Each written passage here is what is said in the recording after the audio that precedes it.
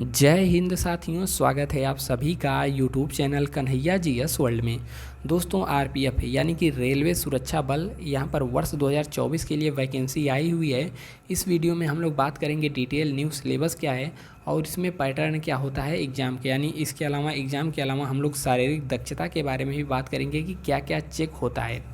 दोस्त, चैनल पे नए हैं तो सब्सक्राइब जरूर करिएगा किसी भी भर्ती से संबंधित अपडेट पाने के लिए, ठीक है।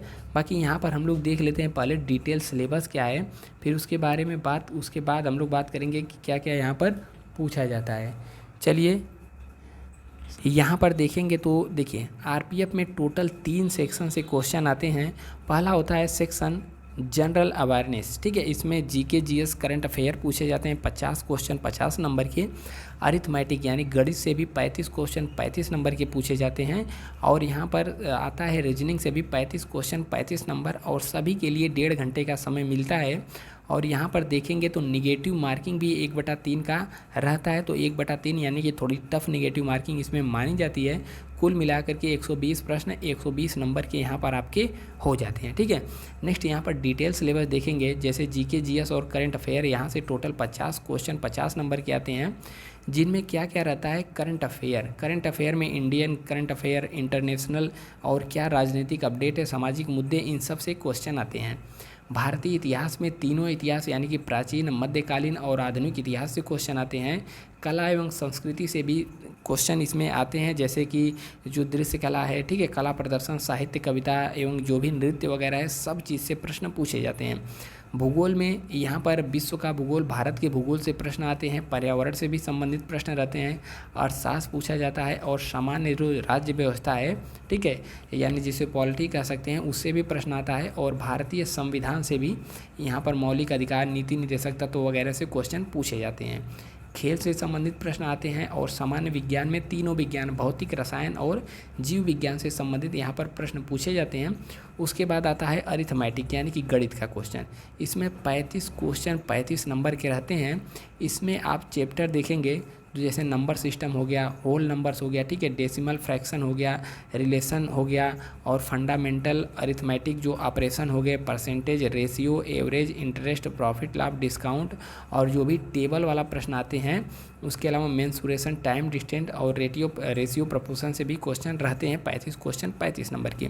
उसके बाद यहाँ पर प्रश्न आता है रीजनिंग से, ठीक है।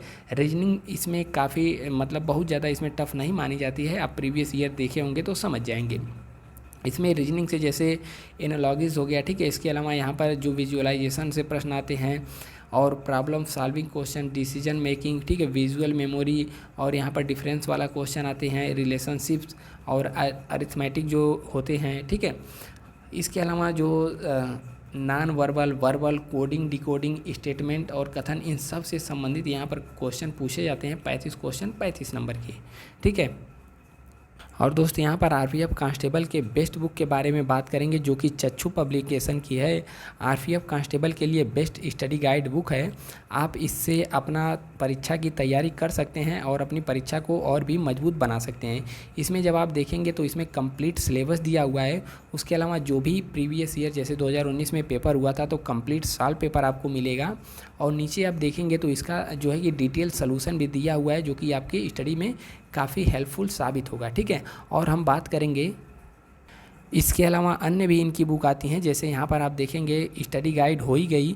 इसके अलावा रीजनिंग हो गया, ठीक है, रेलवे का मैथ्स हो गया, और यहाँ पर टीसीएस पैटर्न पर चैप्टर वाइज क्वेश्चन। तो कंप्लीट बुक भी आप ले सकते हैं, डिस्क्रिप्शन में लिंक है, या फिर अपने नज़दीकी पुस्तक भंडार से ले सकते हैं और अपनी तैयारी को और अधिक मजबूत बना सकते हैं।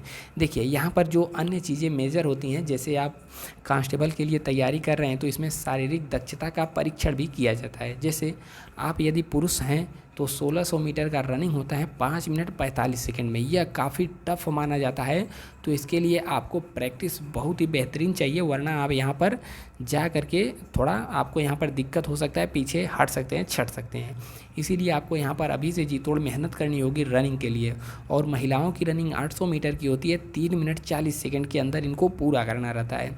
इसके अलावा लंबी छलांग यानी कि लंबी छलांग 14 फीट का होता है पुरुषों के लिए, और 9 फीट का होता है महिलाओं के लिए। इसके अलावा उछाल यानी कि ऊंची कूद भी होती है, जो कि 4 फीट रखी जाती है पुरुषों के लिए, और 3 फीट रखी जाती है महिलाओं के लिए, जो कि इनको कूदना रहता है इनमें सब में। देखिए ऐसा नहीं है कि पहली बार कूदे, यदि आप नहीं कूद पाएँ तो डिस्क्वालीफाई। इसमें 3 बार मौका दिया जाता है, एक बार असफल होंगे दोबारा जाइए, तिबारा जाइए, ठीक है। और यहाँ पर देखेंगे ऊंचाई यानी कि लंबाई, यदि आप यू और ओबीसी कैटेगरी से हैं तो 165 सेंटीमीटर लंबाई होनी चाहिए, वहीं महिलाओं की मात्र 157 सेंटीमीटर यू और ओबीसी कैटेगरी में होनी चाहिए। एससी एसटी से 160 सेंटीमीटर पुरुषों के लिए, महिलाओं के लिए 152। और यहाँ पर यदि आप इन जगहों से हैं तो हाइट और भी कम ली जाती है, ठीक है। यहाँ पर देखेंगे चेस्ट, ठीक है, चेस्ट भी यहाँ पर मेजर होता है यू और ओबीसी कैटेगरी के लिए यहाँ पर,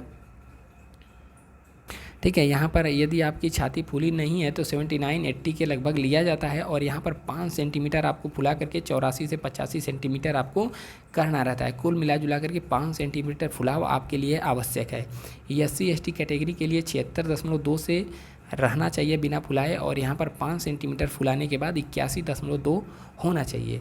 और इन सभी कैटेगरी गढ़वाली, कुमाऊनी, ठीक, गोरखा हो गया, इन सब के लिए 80 से 85 यहाँ पर भी रहता है। तो कुल मिला जुला करके यह सब चीज़ तो हो गया।